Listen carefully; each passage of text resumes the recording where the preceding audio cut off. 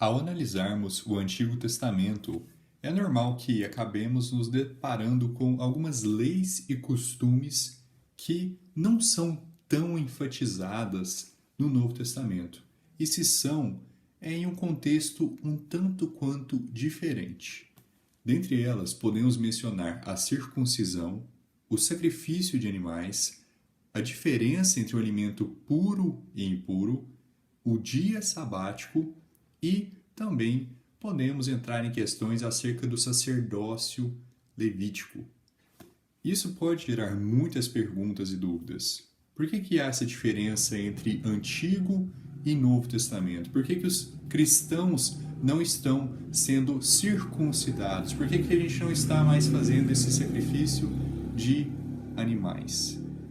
E isso pode acabar até gerando também perguntas sobre pessoas que não são cristãs e falam, mas se você é fundamentalista, se você acredita na Bíblia, literalmente, por que você está comendo porco? Por que você está comendo tal animal que a Bíblia diz que é impuro? Nesse vídeo, eu busco explicar algumas diferenças fundamentais entre o Antigo e o Novo Testamento e o porquê dessas leis cerimoniais, novamente, dias de lua nova, dias sabáticos, sacrifício de animais, circuncisão, costumes de alimentos por impuro, sacerdócio levítico, por que essas questões não estão mais sendo aplicadas, pelo menos da mesma maneira que era no Antigo Testamento? Para a gente começar, é muito importante que a gente vá para Gálatas. Gálatas, capítulo 3, logo no Novo Testamento. Então vamos aqui para Gálatas, capítulo 3, indo para o versículo 21. É então a lei contrária às promessas de Deus, falando aqui de toda a lei, do que é conhecido como a lei de Moisés. Então a gente pode mencionar aqui um pouco de Gênesis, a gente pode mencionar Levítico, a gente pode mencionar Êxodo, Números, Deuteronômio, toda essa coletânea que é conhecida como a lei de Moisés. É então a lei contrária às promessas de Deus? De modo nenhum. Se tivesse existido uma lei que pudesse vivificar, que pudesse trazer vida, em verdade, a justiça teria vindo pela lei. Aqui Paulo ele está focando na diferença entre a salvação pela lei, a salvação pelas obras, que é impossível, que é inalcançável aos homens, e a salvação pela fé, que é a única maneira de alguém chegar ao céu. E nisso, por mais que seja um contexto um pouquinho diferente do que a gente está mencionando aqui, nesse vídeo especificamente, é muito interessante a gente ter ele em mente logo no início, porque ele diz muito sobre qual é o propósito das leis, qual é o propósito dos mandamentos de Deus. Mas a Escritura conclui tudo sobre o pecado, que a promessa pela fé de Jesus Cristo possa ser dada aos que creem. Porém, antes que viesse a fé, éramos mantidos sob a lei, encerrados para a fé que havia de se revelar posteriormente, de modo que a lei foi o nosso tutor para trazer-nos a Cristo, a fim de que pudéssemos ser justificados pela fé. Mas, depois que veio a fé, já não dependemos de um pedagogo, porque todos sois filhos de Deus pela fé em Cristo Jesus.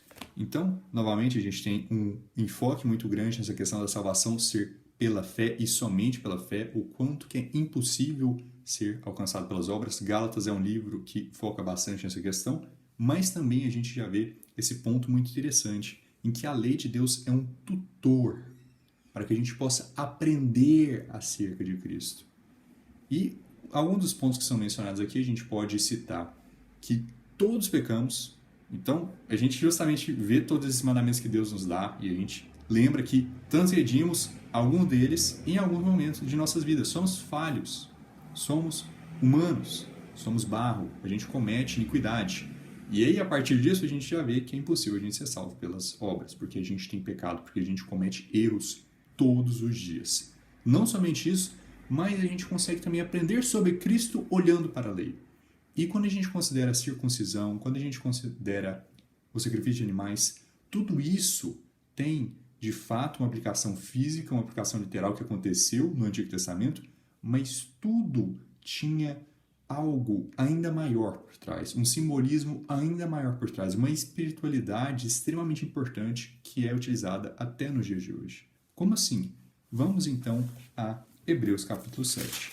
Hebreus é um livro essencial para a gente poder, de fato, entender em uma complexidade ainda maior sobre as diferenças do Antigo para o Novo Testamento. De fato, é um livro muito importante nesse estudo. E a gente pode ir aqui para Hebreus capítulo 7, começando no versículo 1, e aprendendo um pouco sobre a ordem de Melquisedeque, o sacerdócio de Melquisedeque, que é diferente desse de Levi. Melquisedeque é uma figura um tanto quanto interessante, ele aparece logo nos primeiros capítulos de Gênesis. Abraão dá dízimos a ele depois de retornar de uma batalha no qual Abraão foi vitorioso. E é uma figura que, depois de um tempo, ele meio que desaparece, ele não é mais mencionado na Bíblia até a gente chegar em Salmos. E aí Salmos menciona novamente Melquisedeque e fala dessa ordem de Melquisedeque, tu é um sacerdote para sempre, da ordem de Melquisedeque, e depois a gente não tem mais menções no Antigo Testamento. Só retorna no Novo. E se a gente ler aqui o capítulo 7, vai ficar muito evidente quem era Melquisedeque. Versículo 1, e a importância também de seu sacerdócio, que é o que está sendo utilizado no Novo Testamento. Porque este Melquisedeque, rei de Salém, sacerdote do Deus Altíssimo, que encontrou Abraão quando este regressava da matança dos reis e o abençoou, a quem também Abraão deu a 10ª de tudo, sendo primeiramente, por interpretação do seu nome, rei de justiça, depois disso, também rei de Salém, que é rei de paz, sem pai, nem sem mãe, sem genealogia, não tendo princípio de dias, nem fim de dias, mas feito semelhante ao Filho de Deus, que, permanece sacerdote para sempre. Então aqui a gente tem Melquisedeque, que não tinha pai, não tinha mãe, sem início de dias, sem fim, sendo similar ao Filho de Deus.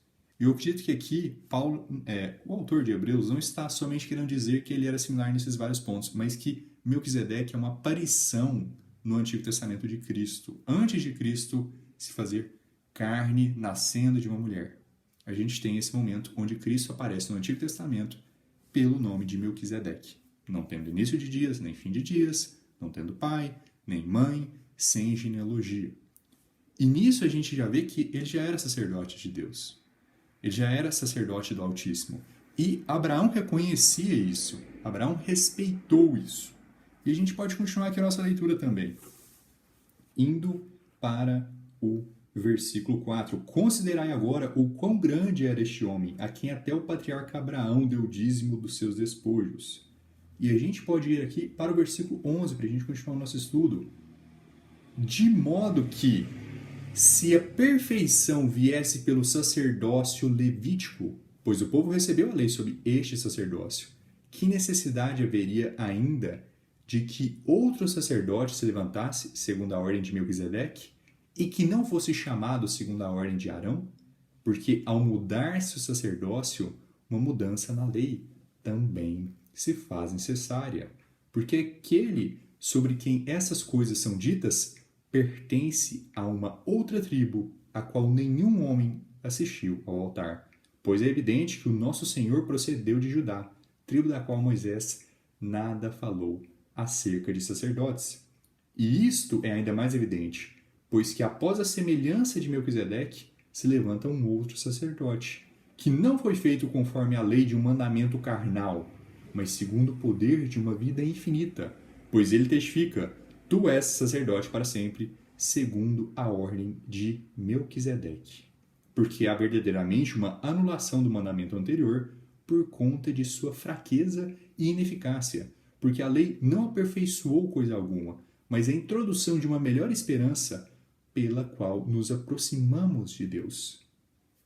Então, a gente poderia continuar lendo aqui também essa questão do capítulo 7. Do capítulo 7 ao 10, basicamente, a gente vai ter toda essa descrição, capítulo 11 também, e o 6, todo o contexto acerca de Melquisedeque, mas por questão do tempo mesmo, a gente pode prosseguir aqui para o capítulo 8. Mas o resumo, basicamente, o capítulo 8 é um resumo disso tudo. Ora, de todas as coisas que falamos, eis o resumo. Temos um sumo sacerdote, tal que está sentado à destra do trono da majestade nos céus, o ministro do santuário e do verdadeiro tabernáculo, lembramos que é importante a gente ter em mente que Moisés viu o padrão do tabernáculo e a partir disso ele construiu um físico. Então ele viu um. E a partir disso que foi visto, desse tabernáculo que está no céu, ele edificou um aqui na terra. Então até o próprio tabernáculo é também uma simbologia, uma estrutura que representa aquilo que está lá no céu. Olha que interessante. Porque todo sumo sacerdote é ordenado para oferecer dons e sacrifícios, pelo que era necessário que esse homem também tivesse alguma coisa que oferecer. Porque se ele estivesse na terra, não deveria ser sacerdote, visto que há sacerdotes que oferecem dons segundo a lei, que servem ao exemplo e sombra das coisas celestiais. Como Moisés foi admoestado por Deus quando estava prestes a construir o tabernáculo. Ele diz, olha, cuida em fazer todas as coisas de acordo com o modelo que no monte se te mostrou. Vejamos a linguagem que é utilizada, uma sombra, ok? Uma ilustração. A gente já viu também, aprendendo sobre a simbologia do filho da escravidão, do filho da lei e do filho da esperança, do filho da promessa, que é Isaac e Ismael. Isaac, no caso, sendo filho da promessa. Ismael, o filho que estaria relacionado a essa questão da lei que nos mostra pecadores, da lei que nos mostra escravos do pecado. Isso é uma alegoria. Por mais que foi uma história que realmente aconteceu, é uma alegoria, uma simbologia também ao mesmo tempo. Tem uma espiritualidade por trás disso. E o tabernáculo, literalmente, foi construído, era algo físico que as pessoas utilizavam para realizar os sacrifícios para Deus, mas ainda assim era uma sombra de algo que era celestial.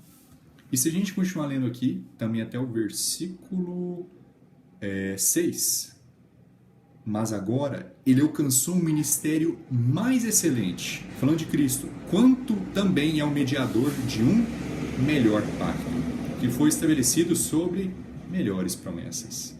Tendo isso em mente, a gente pode continuar aqui também para Hebreus capítulo 9, no versículo 1. Ora, verdadeiramente o primeiro pacto tinha também ordenanças de serviço divino e um santuário terrestre, porque um tabernáculo foi preparado, o primeiro no qual estavam o candeeiro e a mesa e os pães da proposição. Esse é chamado de o santuário. E depois do segundo véu vinha o tabernáculo chamado Santo dos Santos, que tinha um incensário de ouro e a arca do pacto, toda coberta de ouro em redor, na qual estava um vaso de ouro que continha o maná e a vara de Arão, que tinha florescido, e as tábuas do pacto, e sobre a arca os querubins da glória que cobriam o propiciário. Sobre tais coisas não podemos falar agora particularmente. A gente tem até a questão do cativeiro da Babilônia, onde o primeiro templo, o templo que Salomão construiu para Deus, foi totalmente destruído.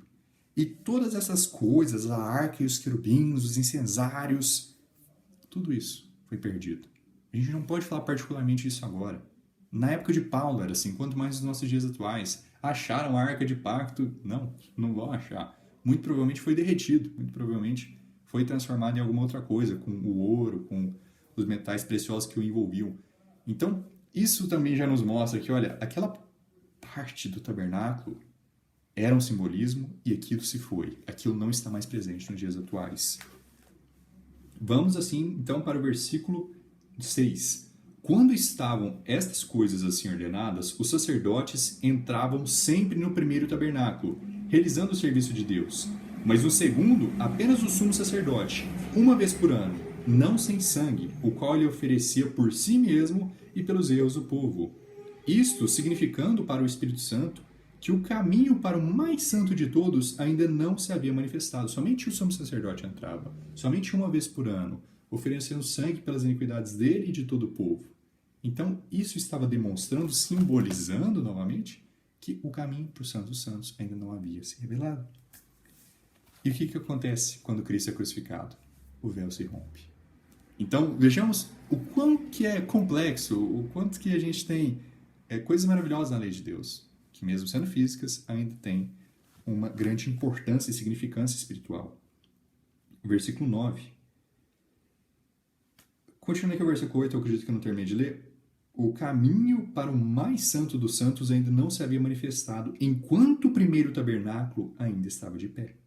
Que foi uma figura novamente, para o tempo então presente, no qual eram oferecidos tanto dons como sacrifícios que não podiam aperfeiçoar o que realizava o serviço em relação à consciência, que consistia apenas em comidas e bebidas e diversas abluções e ordenanças carnais, impostas sobre eles até o tempo da reforma. E que reforma era essa? Mas Cristo, ao vir como sumo sacerdote das coisas boas que haviam de vir, por meio de um tabernáculo maior e mais perfeito, não feito por mãos, isto é, não dessa construção, nem pelo sangue de bodes e novilhos, mas por seu próprio sangue, entrou uma vez por todas no santo lugar, tendo obtido eterna redenção para nós. Cristo ofereceu o próprio sangue. Cristo foi o sacrifício, o Cordeiro de Deus que tirou o pecado do mundo. E vejamos como que essas ordenanças carnais, que são chamadas esses conjuntos de leis acerca de comidas e bebidas, e sacrifícios de animais, e você também pode incluir aqui a questão dos dias de lua, a questão dos dias de Shabat, e todas essas leis e cerimônias, toda essa parte da lei. A gente não está falando de 100%, a gente não está falando aqui, por exemplo, de leis acerca da pena de morte, acerca de punições judiciais, isso é uma questão diferente. São leis e ordenanças carnais envolvendo o sacerdócio de Levi, a semente de Arão. Tudo isso era até que momento impostas sobre eles até o tempo da reforma.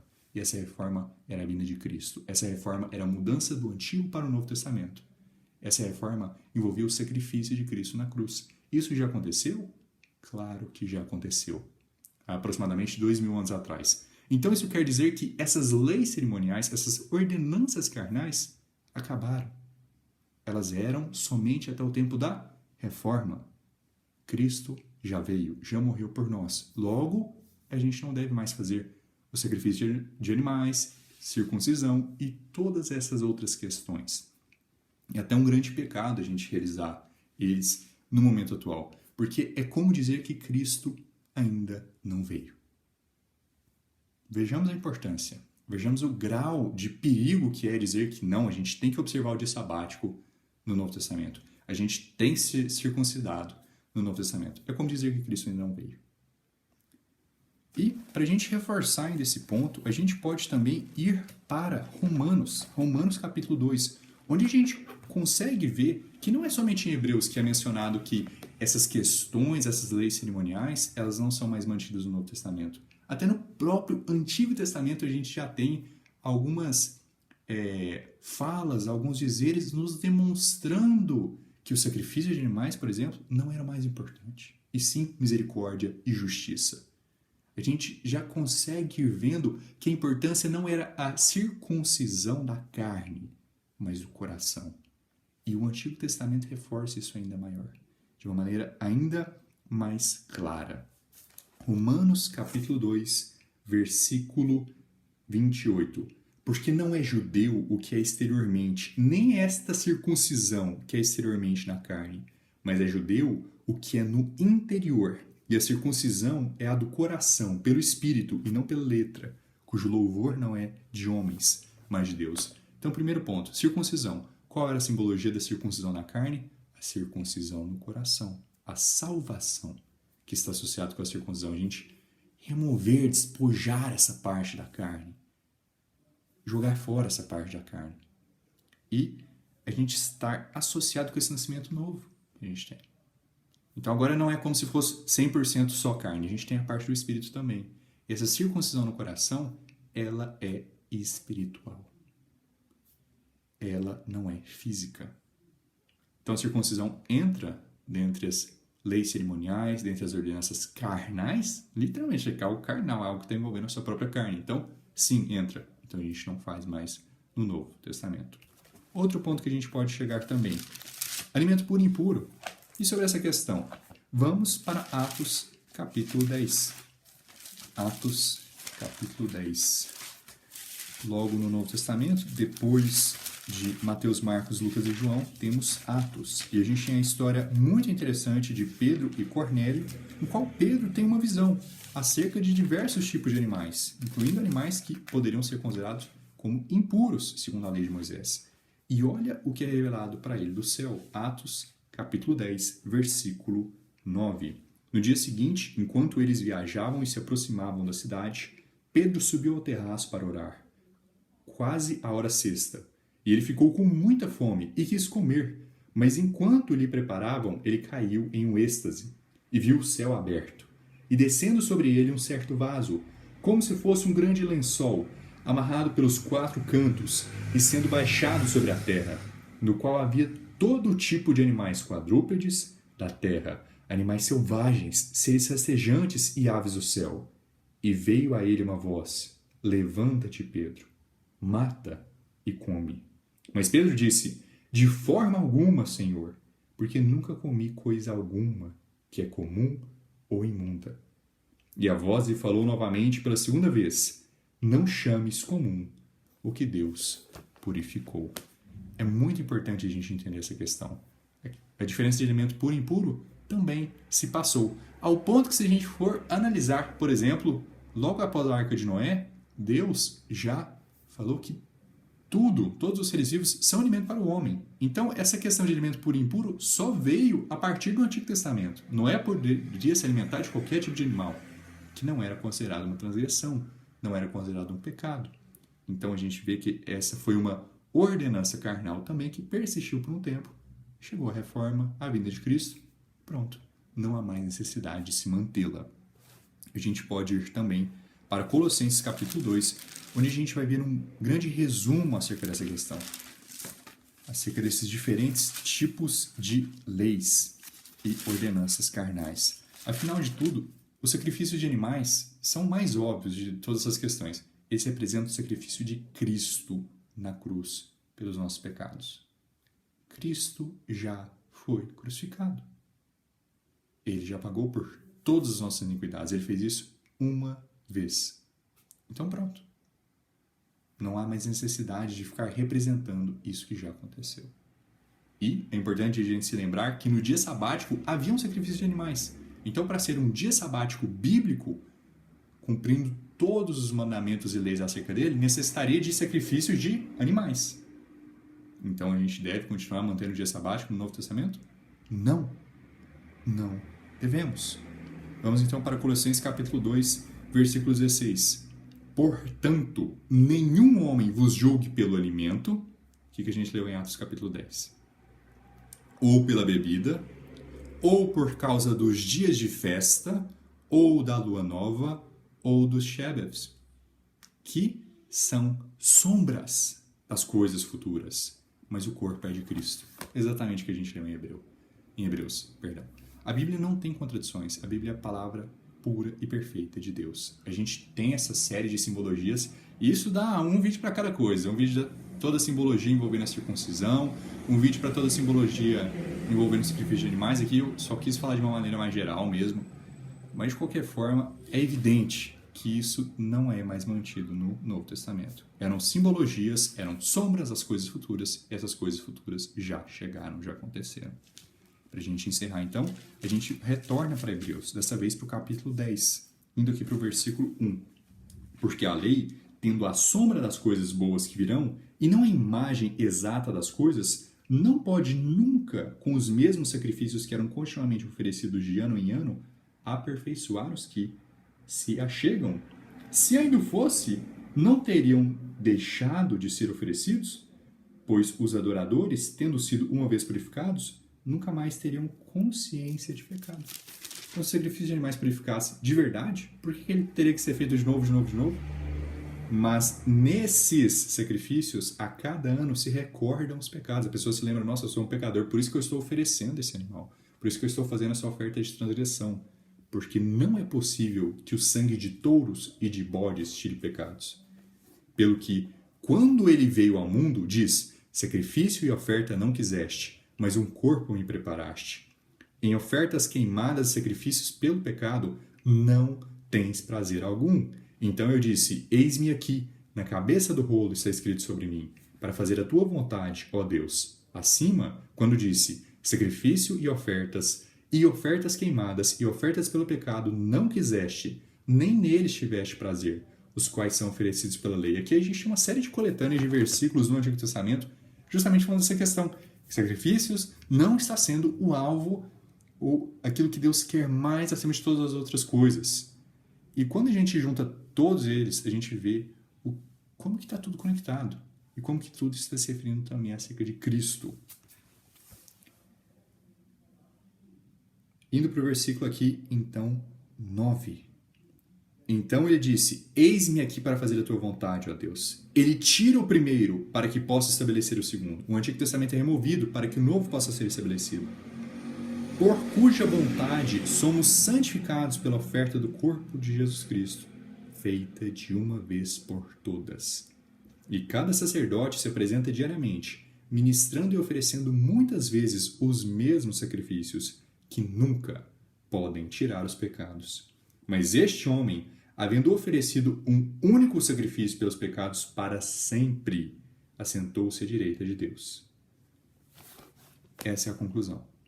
Então, todas essas questões, essas leis cerimoniais envolvendo o sacerdócio de Arão, o sacerdócio dos filhos de Levi, estavam de fato na lei, de fato foi extremamente importante que eles fossem realizados, mas eram simbologias, eram sombras das coisas futuras.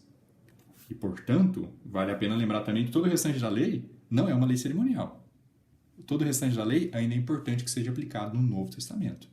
É algo que constantemente eu tento trazer aqui no canal, inclusive a pena de morte, que é uma série que a gente está fazendo aqui também. De qualquer forma, espero que tenha ficado evidente, é um vídeo mais longo, mas é um assunto também mais complexo, de como que todas essas questões tinham representações, eram sombras de algo que ainda estava por vir. Que Deus abençoe vocês, tenham uma boa noite e até mais.